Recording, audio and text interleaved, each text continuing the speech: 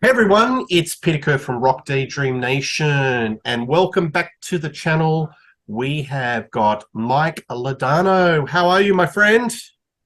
I'm trying to be Tico Torres, actually. I'm trying to do the gravel voice. I'm trying to be Tico Torres. It was just Halloween. But I'm doing great, thanks. This is going to get annoying after a while. So maybe we'll Oh, drop the Tico shtick and get serious. get serious. Today, folks, we are going to talk about Bon Jovi, Slippery When Wet. So I thought it would be a bit of fun if we did a little bit of an album rewind to 1986. And the topic of this discussion in Bon Jovi, Slippery When Wet, did this neuter hard rock? So Slippery When Wet came out in 1986. It was a worldwide smash. And Mike, in America alone, it's done 12 platinum, 12 mil. Mm-hmm. So that's Yep. fairly significant. Went to number one in Australia, number one in the US, right up in the top of the charts of UK, right around the world. This is the album that broke Bon Jovi and turned them into a phenomenon. Music sort of changed after this because this album was so successful. When an album is successful and a breakout in a particular genre of music, there's a lot of copycats. A lot of people kind of chase that type of music, chase the success. So what we're going to talk about is maybe we'll initially talk about the album, what we like, what we don't like, and then talk about the pop cultural phenomenon, which was Bon Jovi, Slippery When Wet. So I'll throw it to you. What was your first impression of this album in the day? Didn't want anything to do with it because Bon Jovi was my sister's age group's band. Wasn't my age group's band. I was in the later half of high school. She was in grade school still. And she had a friend, her best friend, had a crush on David Bryan, the keyboard player. Nobody had a crush on Tico, sadly, but I didn't want anything to do with them until one thing happened, which didn't happen until the summer holidays of '87. But this track came out, and all of a sudden I said, that I like. And I do. I still do. I've played it a number of times this week. That was kind of like my introduction to 12-string guitar. I'd heard 12-string guitar before, but I wasn't aware of it until I see this guy playing it in this music video. And it was a cool music video, too. It was not as kissy face as some of the prior ones, a little bit raw with the black and white footage, and the guys looked cool. They're coming off the stage, they're sweating, they're riding in these buses from city to city. And I decided, okay, Bon Jovi, I'm going to let you into my life. And I bought the album later that fall. And I remember going to the store with my best friend, Bob. And the store was called Zeller's. It was like a department store that had a small little record section off to the side. So I knew I could find Slippery When Wet there. They would have all the best sellers. And I remember putting my hands, and Bob's like, all right, that's the one. You're sure you want this? And I was like, yeah, I do. So I knew the three singles already. And I played the album through, and I guess we'll get into it in a bit, but I wasn't keen on the whole album. I Yeah, liked the singles and a couple of other tracks, but then there were a few things that I was just like, nope. You know, yeah. and I still maintain to this day that Bon Jovi have several better albums than Slippery, New Jersey. Heck, I like the debut. Um, I'm a fond guy. I like These Days. I like Bounce Yeah, a lot okay. more than I like Slippery. But this is something we'll discuss as we go. Yeah, absolutely. My first sort of impression with Bon Jovi was off a metal compilation album in the early 80s. Those early Metal. 80s compilation albums were really kind of weird because they'd throw all sorts of different genres. They'd have really on the heavy side of heavy metal, like Iron Maiden and Accept, Judas Priest. And then they'd throw all these little poppy metal type of songs. And one of them was The Price of Love. So I didn't mind that song from a sort of a musicology point of view. Bon Jovi Runaway, I was familiar with that song. That had a little bit of sass. But in respect of this album, my first impression was via the singles, which were just uber huge. Yeah. So You Give Love a Bad Name, Living on a Prayer, and Wanted Dead or Alive. You could not avoid it. You'd be hearing it in sort of supermarket pipe music. It was just everywhere. Mm-hmm. And they certainly sold a very strong image. It was total hair metal glam. Even the stage sets, in the video clip, it was just larger than life and really big. I used to hang with a group of guys. We'd go out, night clubbing on a Friday and Saturday night. And a cassette tape that would always be played in the car, one of them would be Slippery When Wet. So I didn't have to own the album to know all the tracks back to front. And, people would be just in the clubs and listening to this sort of music. It was actually songs that people would be dancing to on the dance floor. Did they have that in Canada?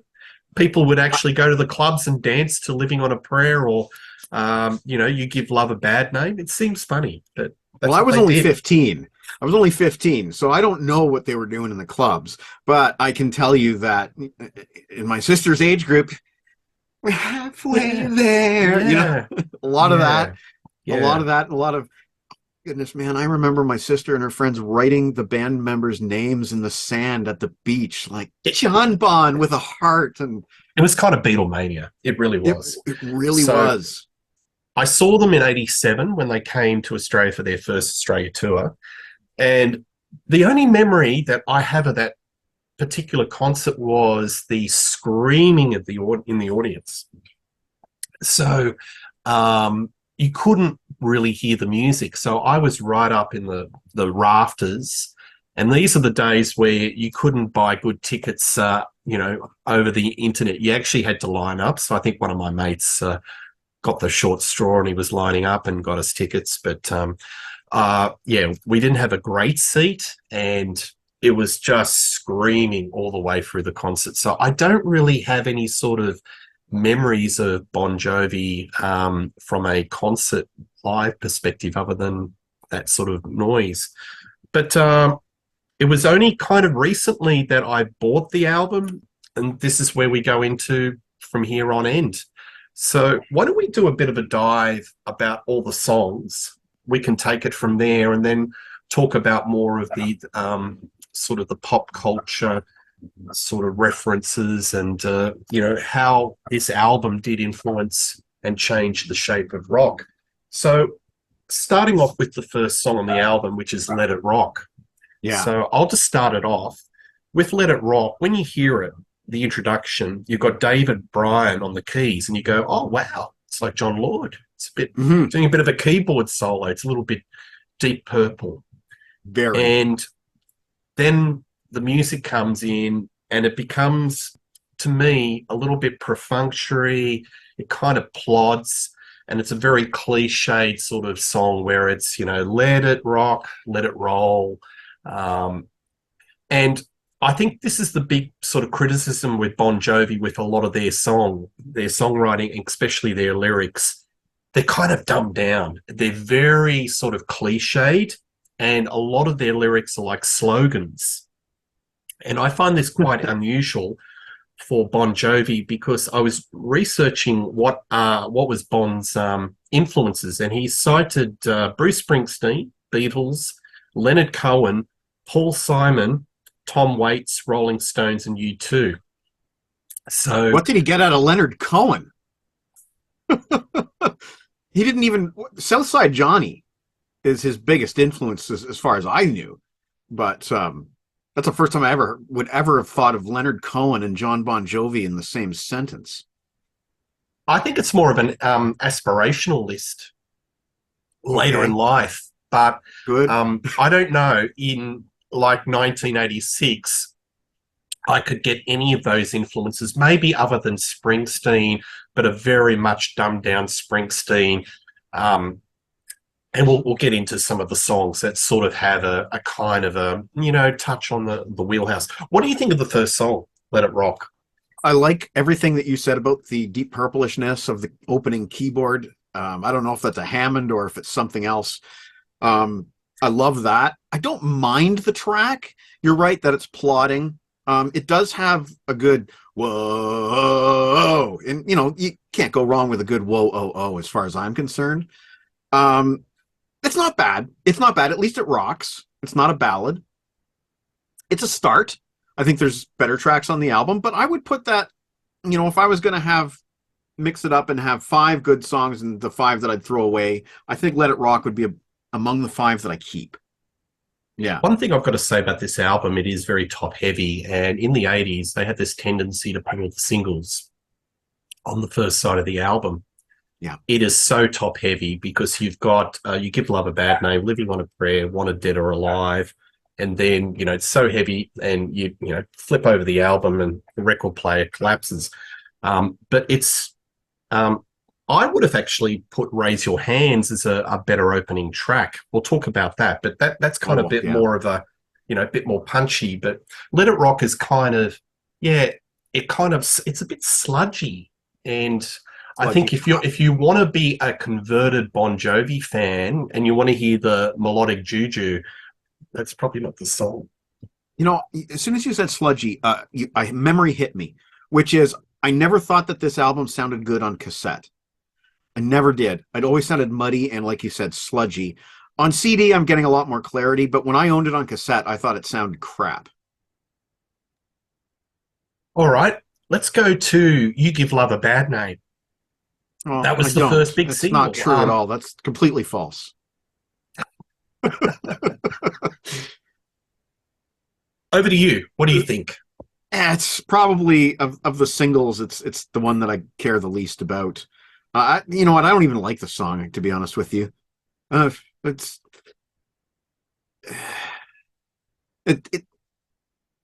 maybe this is where we edit. I'm just having trouble finding my words.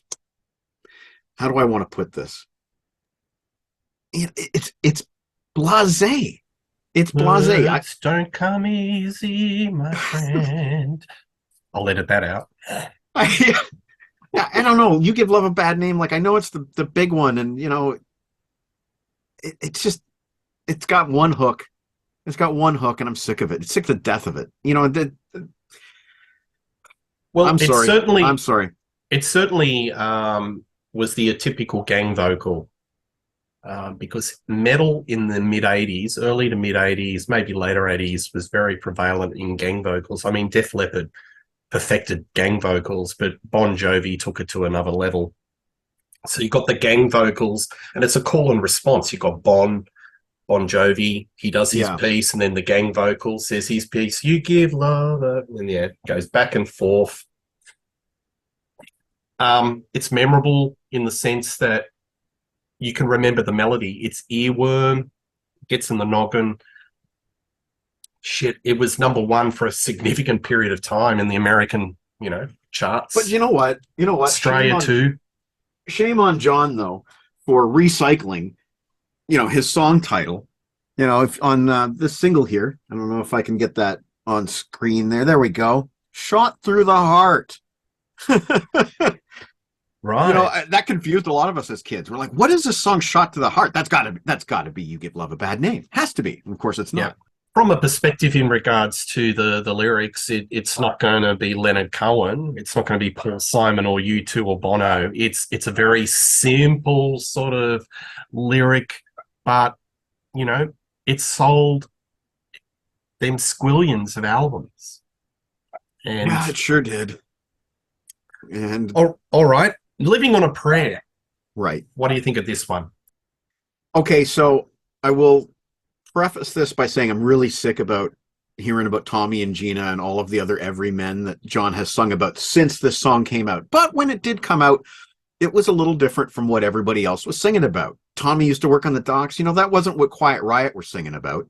That wasn't what Twisted Sister were singing about. They had different focuses in their lyrics.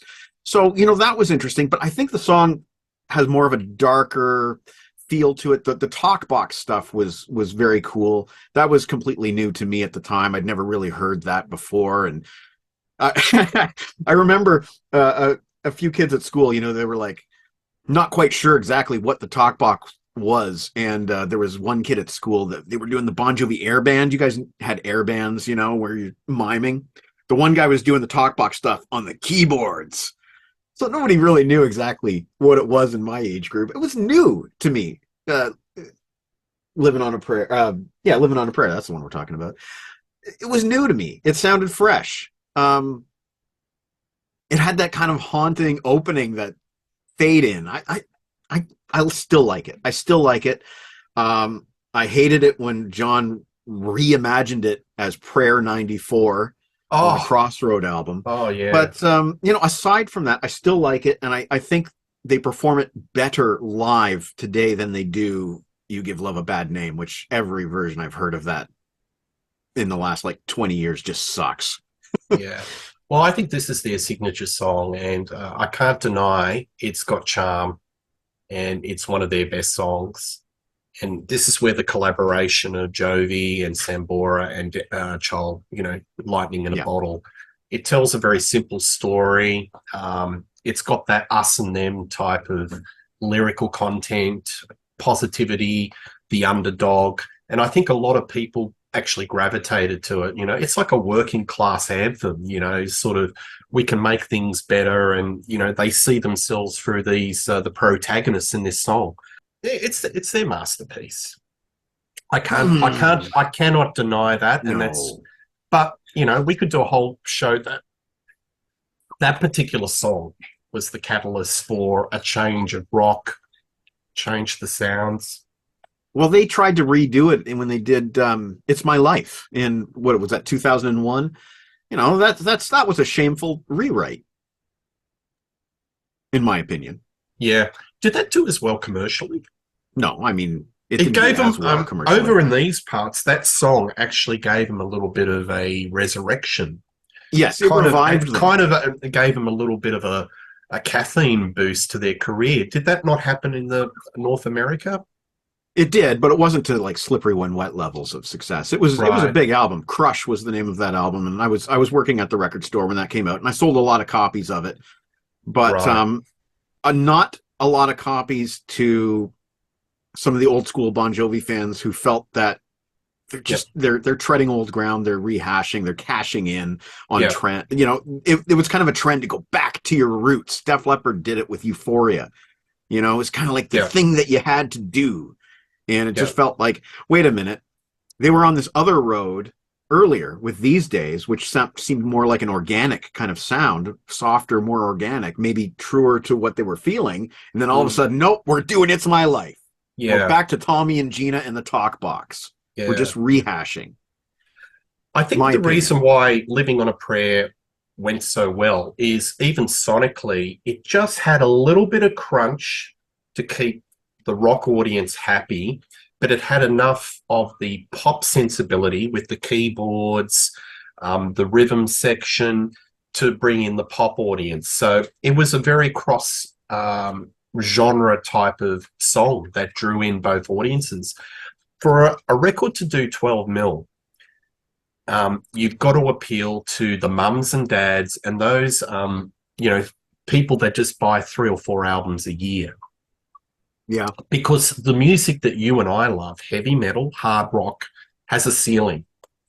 And to do 12 million of this album, you've got to appeal to people that you've got to appeal sonically to those people that only buy albums a couple of times a year. And there's got to be some compromises. And as we go through the show, I think that there were some compromises to their sound, that they had to move more pop and less rock. Because you look at those first 2 albums, what do they want to be? They're a little bit unfocused. Do they want to be metal, or do they want to be pop? Do they want to be more commercial? They've kind of got their feet in both camps. 7,800 Fahrenheit, Bon Jovi. It's unfocused, but this one is definitely focused, and it's a letter of intent. This is what we want to do, and we want to sell as many records as we possibly can. This was their balls to the wall album. If this flopped, Could have been Yeah. game over. That's what I Yeah, heard. more than likely. More than likely. Yeah, 3 albums is generally, it's a pretty good trial run. But Yeah. they managed to hit it out of the park, obviously. Yeah. Social Disease. I played this and I thought, oh, I hadn't heard this song in such a long time. And the start of it, I thought, it's a bit of I filler. never liked this song, Peter. I always hated this song from day one. And I remember, again, going back to my sister's friends going around, Dr. Bon Jovi, you're needed an emergency, or whatever it is, that at the start of that song. I hate it. I've always thought of those, the horns, I've always thought they were synths when I was a kid, but now knowing more about the album and Bruce Fairbairn, they had to be real horns. But I always thought they sounded like synths, which isn't good. I don't think that Bon Jovi suits horns. I think it's the worst song in the album. And here's the thing, Peter, is you've probably heard this story. After the album was finished, they had an excess of material. Bon Jovi convened what they call the pizza jury, where he got a whole bunch of fans and collected them in the parking lot of a pizza place, played all the songs, and he gauged the fans' reactions to the songs to decide the final 10 that were going on the album. Whether that's true, a myth, or a mixture of both, I don't know. But how the heck did Social Disease make the album, but not Edge of a Broken Heart or Borderline? That's mind-boggling to me. That song is crap. Yeah, it's definitely filler. Yes. I think that Bon was under a misconception that it was a song that had a little bit more social commentary. I mean, we all know the topic. Yeah. He thought that he was being a little bit more serious because, Bon has always harbored this sort of desire to be, respected as a serious songwriter. And he put that into that category. Messaging. Poorly executed messaging. No. Oh, you know what? There's reasons that some of these songs have never been played live. Has this not been played live ever? As far as I know. I might be wrong, and I'm sure that someone in the comments will say so, but to my knowledge, that's never been played live. All right, so the last song on this album, side On one, this side. as I said, it is top heavy, is Wanted, Dead or Alive. So Right. What's your views on this, Mike? Well, I mean, it's the song that got me into the band. I still can't find flaw with this song. The 12-string guitar is so beautifully recorded. Big props to Bruce Fairbairn for capturing those sounds. I think Richie's solo, the guitar solo, is everything you want a guitar solo in a power ballad to be. It just grabs you, it soars, it goes to places. It's almost like its own little individual song because you remember the hooks in the guitar solo. The lyrics, they're road lyrics, but hey, they're decent road lyrics. I will say this.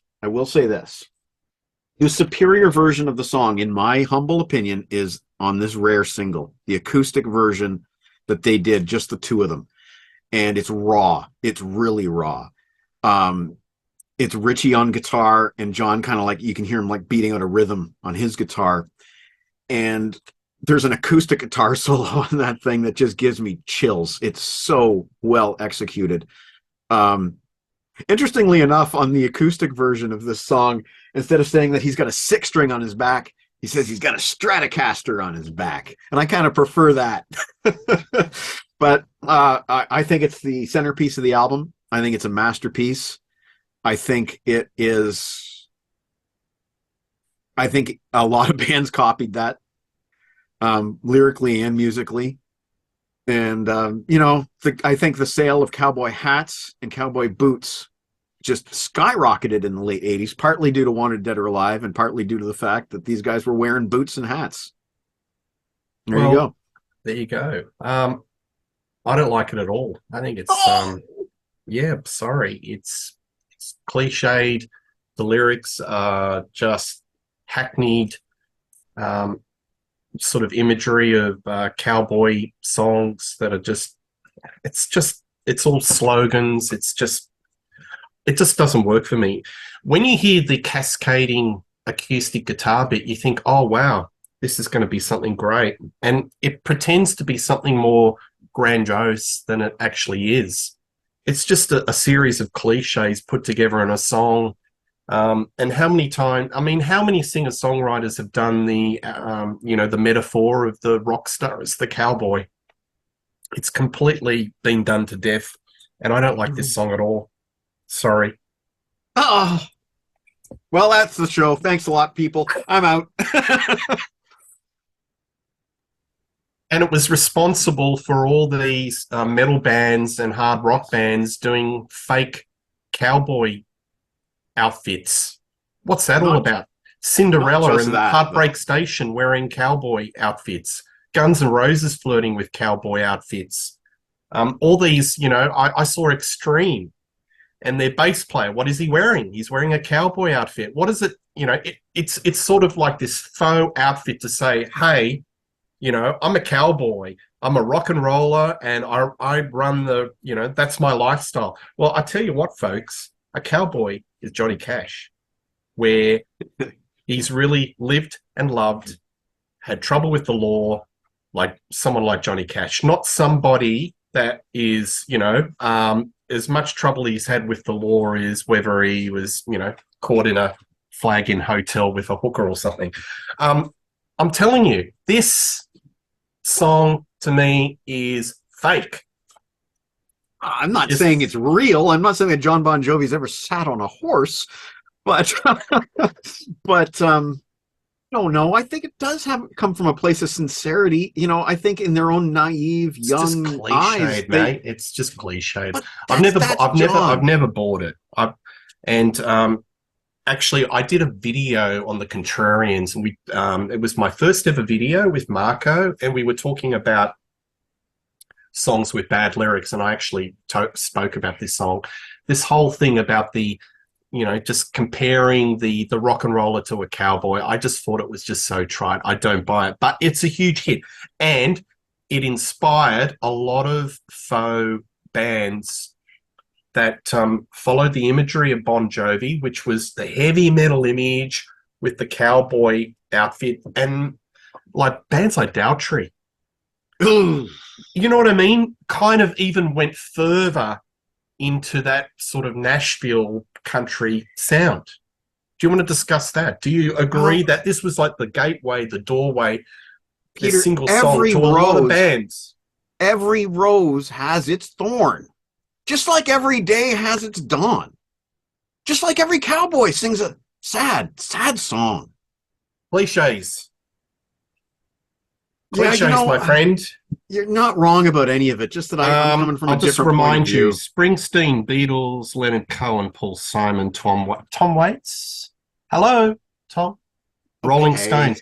Now, the Rolling Stones, I buy their country. I buy their blues, when there's blues. But there's nothing in this song that is distinctly bluesy or country. I don't know. It's just faux. My heart is broken. Edge of a broken heart. It's okay.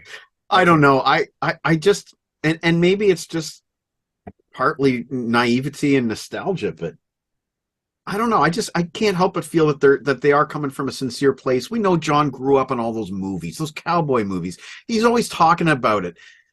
He had a song in a movie called The Cowboy Way. I just feel.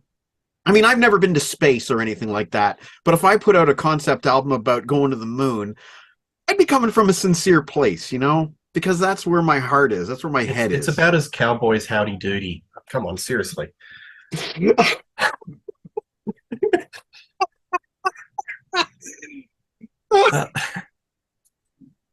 want to talk about Blaze of Glory? When you're on a good thing, folks, you got to stick to it. He did it again.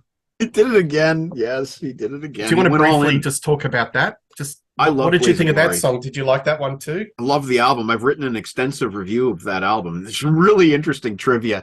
I actually, in sort of like a 7 Degrees of Separation thing, I linked that album to the UFO crash at Roswell. They're connections. I'm not even kidding. But I love that album. I don't know, man. Like, again, I might be coming from a different place than you, but whether it's the cowboy motif or not, I think for a while, Bon Jovi was really, really good at writing a certain kind of song. I remember Bon Jovi at one point said if you write a song and it doesn't sound good acoustically, then the song is no good. Now, obviously, that is not necessarily true, and Nuno Bettencourt took issue with that statement as well.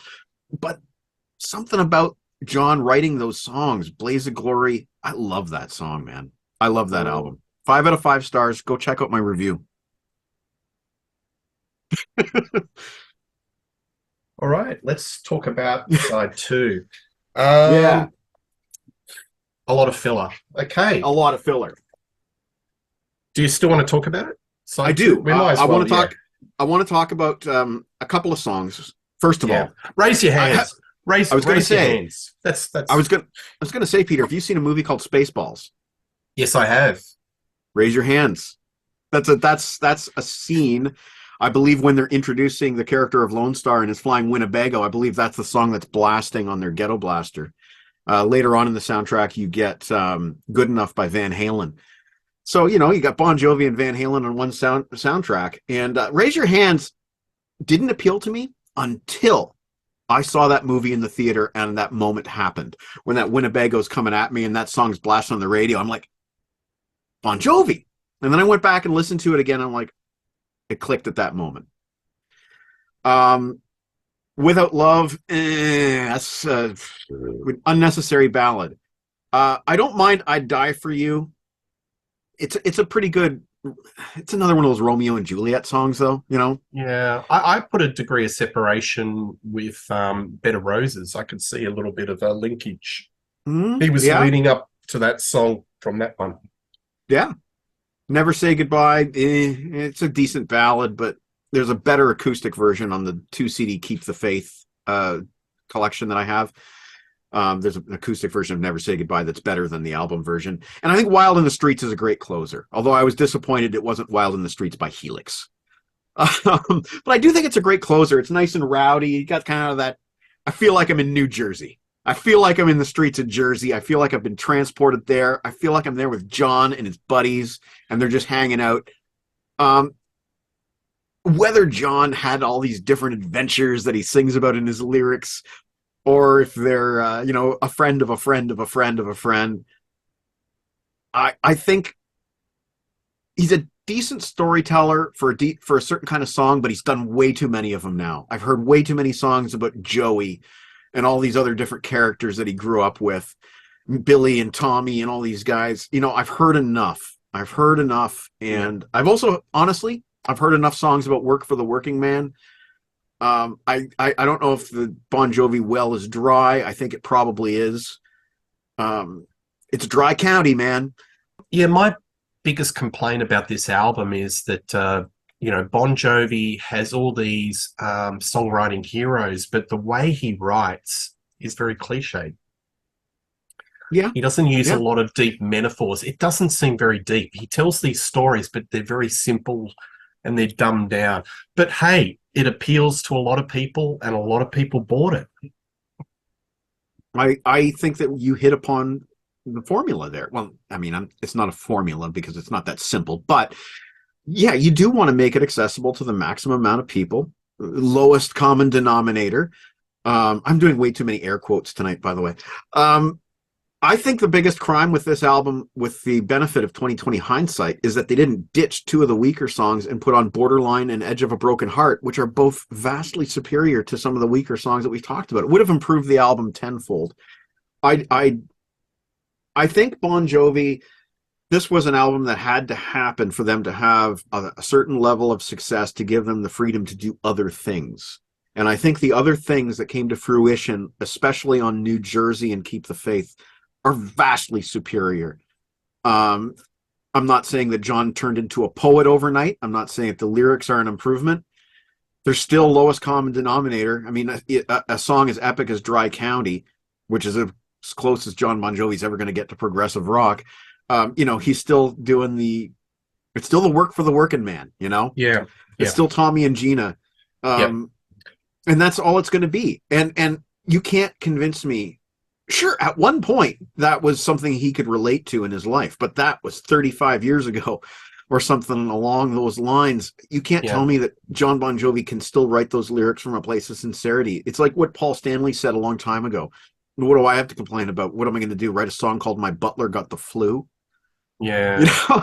know, and I don't know what I want out of Bon Jovi today. I haven't bought a confession. I haven't bought anything of Bon Jovi's since The Circle, and that's over 10 years ago. Yeah. Well, I think that their sound has blanded out, and I think they hit a nadir when they went through that country Nashville album. And I can tell you, a lot of my friends that like Bon Jovi just fell off completely.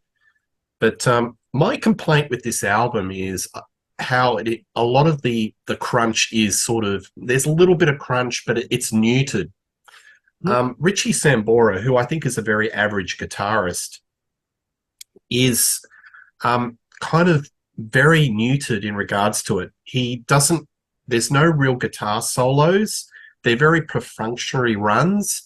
And, you know, the only thing that you can sort of think that this is kind of in the wheelhouse of hard rock is where he bends the strings. I call it the squall note, you know, where, you know, he's doing a little bit of a riff and it's like, wow, you know, kind of, it kind of, I call it the squall note because it sort of has that sound that you know, okay, maybe this is a little bit of hard rock, but that it's just too poppy. And I think this is probably the Bruce Fairbairn sound.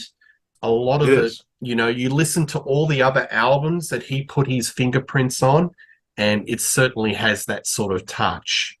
But did you flinch when I said about Richie Sambora being an average guitarist? Do you have I said something that may have offended you? I was worried you were going to say that, so I'm going to send you home with some homework tonight. I want you to listen to a song called "Love for Sale" from the New Jersey album, which is like a jam that they recorded drunk one night. Sambora's playing on that. It's Well, sublimely good. maybe he's been let off the leash because I watched a video just to confirm what they were like in 1986 and 87. And it was live in Toronto, and he's a very average guitarist. And maybe it's because I think this is a band that's run as a dictatorship. So this Oh, whole image of Bon Jovi, the band, and Band of Brothers, sorry, my name's Bon Jovi and you're paid employees. And that all came absolutely. out in the wash years later. Well, yes, but even before then, there's a Bon Jovi box set. I think it's called "100 Million Bon Jovi Fans Can't Be Wrong," and it comes with a bonus DVD. And there's a documentary on that DVD, and it's quite clear who the boss is. It is laid out plain and simple who the boss is. The other guys are cool with it for the most part. You know, we know things weren't necessarily cool, but you know, David Bryan and Tico Torres, they seem happy to show up and do their job. And the fact that they get to play music for a living seems to be a bit of a bonus. You know, um, I don't think John Bon Jovi's a hard ass boss, but he is the boss. He calls the shots. If he don't like the song, it ain't Yep. going on the album. And I'd be curious to look at the albums and see if there's a single Bon Jovi track that wasn't brought in by outside writers that he didn't have a hand in writing. You know, I think he's got his hand in writing basically every original Bon Jovi track. And why not? That's his name on the albums. Well, Bon Jovi. Um, But I think yeah. Sambora's playing is very kind of restricted. I found it, I mean, there was no real flash. So I'm just wondering, is there a control issue? Has he been given some strict instructions that, you know, here are your parameters that you have to work within. I mean, I'm happy to have some homework to hear his other material, but I'm only going upon this era. My recollections of seeing it, watching it again, and to me, it's kind of average. He's just it's like a perfunctory heavy metal guitarist or Earlier, you brought up hard rock guitarist. There's no flash. He's shiny. Maybe that's all part of it. He's just servicing the songs. earlier you brought up the cowboy motif, and you mentioned a band called Cinderella. And Cinderella had a very kind of similar sound. You know, they were going for that hard rock, kind of on the borders of heavy metal sound that Bon Jovi were also doing. But I think for certain members of these bands, in particular Tom Kiefer from Cinderella and Richie Sambora from Bon Jovi, their hearts, their souls were not in that style of music. They were elsewhere. If you've listened to anything solo that Tom Kiefer has done recently, he's not he's so good at doing these bluesy acoustic. Oh God, His last solo album was so good. Richie Sambora, Stranger in This Town. I know Mr. Derling has spoken about this album a number of times. It has some really good, heartfelt, soulful moments on it, and some really interesting, smooth, buttery playing from Sambora. Not shredding, not that kind of player, you know? He had to do that kind of stuff when he was in Bon Jovi because you had to have that kind of player, you know? So he's doing these whammy bar tricks. You know, you see it in the video where he's doing this like two-handed whammy bar goof off thing. He could do it, he could pull it off, but I don't think that's where his talents really, really lie.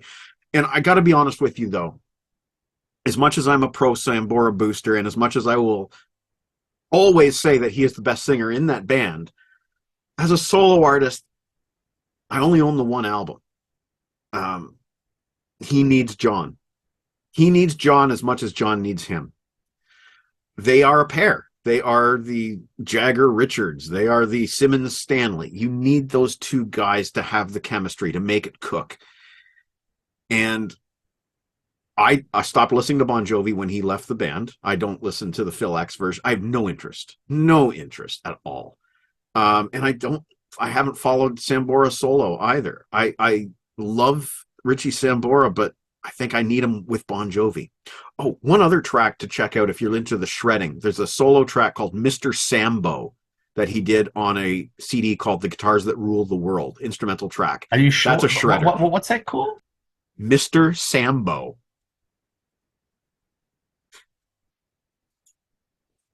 Anyway, check it out. It's on The Guitars That Rule the World, and he just shreds on it. It's got Tico Torres on drums. Let's talk about how this album, maybe rightly or wrongly, changed the face of rock. So I think prior to this album, there were a lot of bands that were going for a more commercial sound, more synthesizers, you know, maybe outside riders. I'll give you an example. Quiet Riot, QR3. Yep. The Wild and the Washing Young. Synths. Yep, 100%. Twisted Sisters last couple of albums, very much pop sensibilities. After Europe, this album, The Final Countdown. Yeah. After this album, you had bands like Kiss that were chasing Bon Jovi. You had Aerosmith that were bringing in outside writers like Desmond Child, etc., Jim Valance. What are your views? Do you think this album was the actual catalyst, the actual spark that changed rock radio or hard rock albums or direction of bands? Well, you know, you kind of hinted that was a subject we'd be discussing, so I thought about it a lot. And I thought about two of the other big albums from that era that did similar things, one of which was The Final Countdown, but it wasn't nearly as big as Bon Jovi. I think they were both kind of skyrocketing, but then one kept going while the other one ended, you know? I agree. But there was another album that was just as big, if not bigger. I don't know if it had the same kind of impact on the direction of rock in general. Hysteria by Def Leppard. Not so much into the keyboards, but definitely moving into the direction of guitar synths and programming and whatnot. A lot more commercial than Pyromania, which was a lot more commercial than High and Dry. I think that album didn't have nearly the impact on the overall direction of rock that Bon Jovi did, because Def Leppard were coming off of another massive selling album, and it's like, here's the new Def Leppard. Whereas Bon Jovi was like, who are these guys? I had no recollection of them from before Slippery. I had seen them around, but they didn't stick in the memory. Yeah. So I had no recollection of it. I put Def Leppard a little bit separately because I think they're in an entity of their own, because that album, Hysteria, is kind of very complex. It's kind of a production masterclass where I find that the songs on this are very simple. It's got a very specific production, and I don't know how long it took them to record this, but I can't see that it would have taken them 12 months that Def Leppard did, where they're doing multiple retakes on a guitar strum. And Bruce Fairbairn was more of the kind of producer that was like, we're sticking to a schedule, we're doing this on budget, you know, more of a slave driver rather than the Mutt Lange method of, let's see where we can take this after a couple of weeks of tinkering, you know. But I think as a Canadian, I was very, very proud that this is the album that put Little Mountain Sound Bob Rock and Bruce Fairbairn on the map for good. I mean, they'd all done albums before. Bruce Fairbairn had a career doing albums with Loverboy and all that stuff. This is the album that made him a household name worldwide. And same with Bob Rock, who engineered Little Mountain Sound. I mean, every Canadian rock fan of the 80s knows all about Little Mountain Sound and every band that walked through those doors and had hit albums. And it was a long stretch, from about 86 to about 1990 that was sort of like the epicenter that you wanted to be there for hard rock. Van Halen worked with Bruce Fairbairn later on too. Scorpions, all kinds of bands worked with Bruce Fairbairn. Yes, very polished sound. That's the sound. Yeah, it was, and a lot of people were following that sound. So that's a big tick that this album was certainly influential in the polished commercial sounds of metal or rock bands seeking a little bit of polish and more of a pop sensibility to bring in more of an audience and more chart success. Yes. So, and I wonder, Peter, how much did it bug Paul Stanley that he was the guy who wrote with Desmond Child in 1979, but now here's this new upstart band that opened for Kiss, now having success far superior to anything Kiss could do at that time. How much did that bug Paul Stanley? I think it bugged him a lot because you look at the albums like, for example, there's a song that of Hot in the Shade, which has a similar sort of plot line to Living on a Prayer, where it follows a Gina and a Hide Your Heart. Sort of exactly. Yeah, there was Tito. He lives on the streets, or he's the king of the streets. So it's a complete facsimile of the song. Yeah. So in answer to your question, I think it bugged him a lot. That's why you had a lot of bands that were looking at this. I think that they went down this path, Slippery When Wet, because they could see that the sort of crowd that they were hanging with, and I'm talking about the Motley Crues, the Rats, and the Dockens, at that particular moment in time, had a capped audience. Yeah. So the max that they would be able to sell would be 4 to 5 million worth of albums or 6 million albums. It had, you had the diehard female fans, but you had the majority were kind of blokes, metalheads. They loved the rough edges. I know I'm saying about Dokken, but Dokken, I think, everyone, the majority would be gravitating to watch George Lynch, the real sort of, guitar aficionados. Yeah. They realized that they had to really smooth the edges and not be Motley Crue and be kind of Bon Jovi, Slippery When Wet. And they got on all kinds of radio stations because of that, a wide variety of radio stations. Yeah. They were being played in the middle of the day on MTV and Much Music. They were charting crazy amounts everywhere. It was like the album just had legs.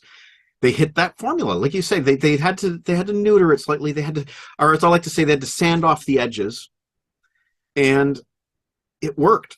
It worked. And you are right. A lot of bands sanded off a lot of edges after that. A lot of hair also got bigger. Kevin DuBrow introduced the wig on the QR3 album. I mean, QR3, they look like Bon Jovi.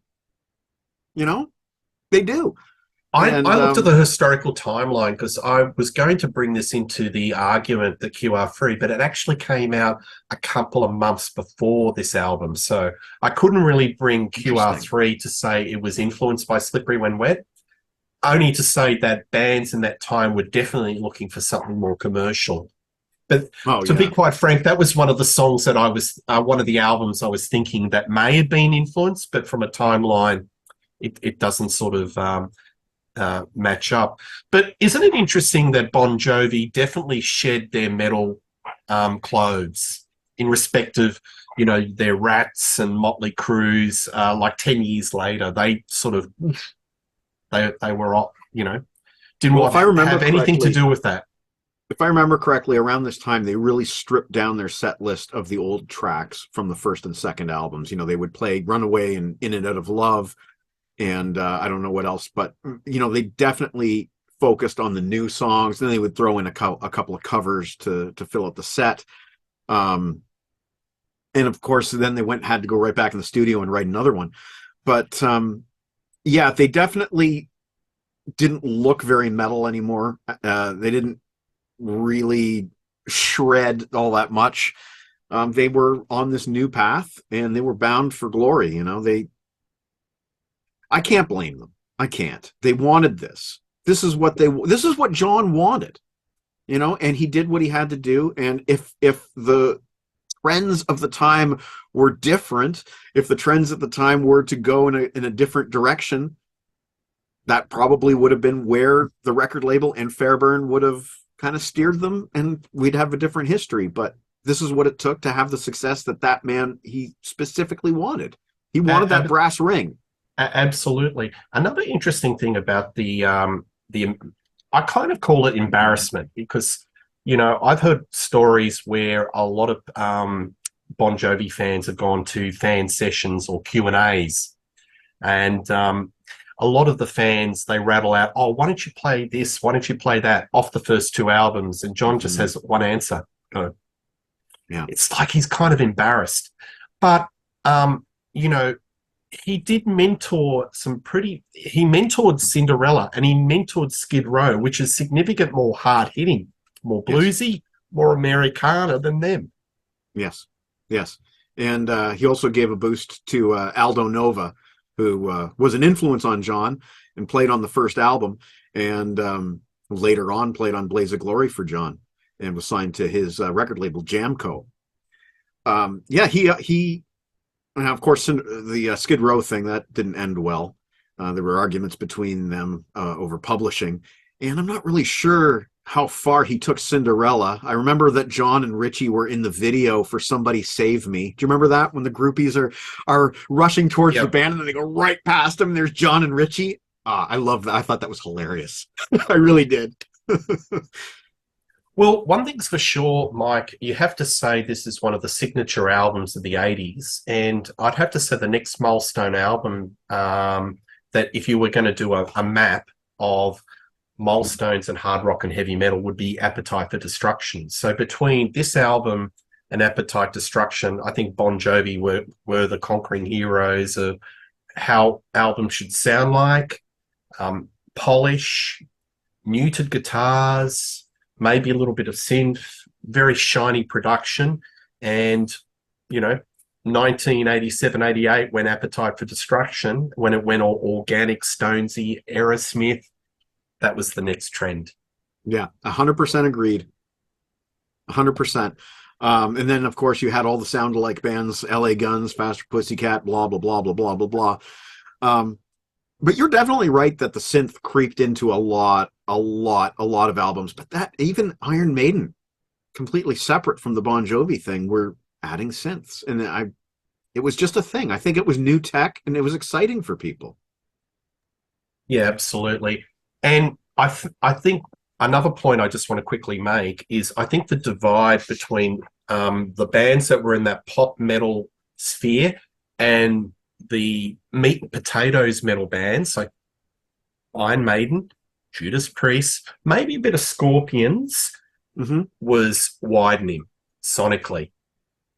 Even though there would be some sort of flirtation, but there was definitely a separation. And it got to a point that I think Bon Jovi, more albums into their career, they weren't hard rock or heavy metal in any shape or form. Would that be a fair comment to say? Oh, 100%.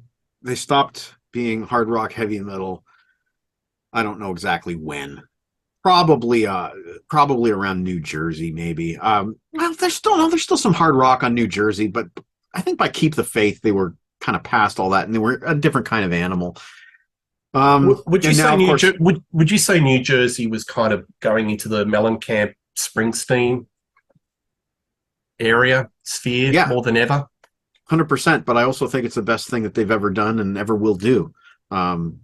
They had the freedom to sound more like themselves, I think, on that album. I've always felt that Slippery was far from the peak for this band. Obviously, New Jersey is when they went into the Springsteen and Mellencamp. Yeah. I think he was more able to express those influences on New Jersey and Southside Johnny too. I mean, he's always expressed his love of Southside Johnny. And he's tried his best to promote that band and hasn't really gotten them anywhere. But yes, absolutely. That was him being able to say, here's my roots. Yeah. This is what New Jersey sounds like to John, you know? Yep. This is what I felt like. Honestly, with these albums and some of these songs, I felt like I was taking a tour through New Jersey, through John's old neighborhood. He was really good at painting a sonic picture sometimes, as tiresome as it got later on. Yeah. Well, I think rightly or wrongly, whether I like the album or not, listening to it was an interesting experience. I kind of think it's a little dated. To me, It's a moment in time. It's very much a period piece. It doesn't sound like, it was recorded today. It does sound very much of its time. And I think because, if I listen to Appetite Destruction or Guns N' Roses, to me, that sounds like it could have been recorded today because it was rooted in Rolling Stones, blues, right. that type of, sort of genre of music. But this one is because it's so polished and, rooted in something a little bit more, current or what was happening then, it makes it a little bit more of a period piece and a little bit more dated. Would that be fair to say? 100%. I agree totally. And again, I think if you listen to some of the songs on New Jersey, you'll feel less that way, that it's dated to a specific time. Slippery absolutely is dated to that time. You can't separate it. It's impossible. It has that sonic sheen or haze even. It has it's not a very clear album, is it? It does have sort of a haze over it or something, almost like a layer of varnish. But it does sound of its time, and that was the point. They wanted to strike while the iron was hot and hit those charts, and they did. They managed to capture that lightning in a bottle. Yeah. Well, folks, they're the People's Band, and what does my opinion count? Probably nothing. They've got millions of fans, but so is McDonald's. Anyway, that's a great analogy. That is a great analogy.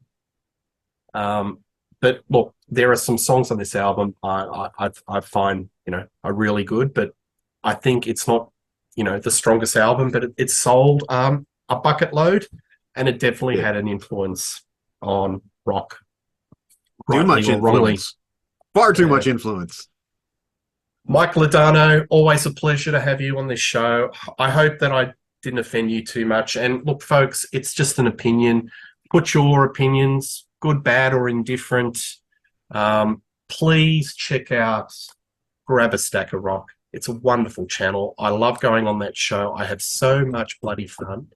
It should be outlawed, but I just enjoy this show so much, and you've got to check it out. Plenty of content.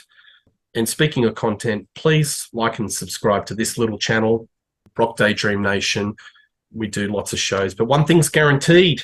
You'll see me and Michael Ladano doing a show on something in the foreseeable future very soon. I'll be back.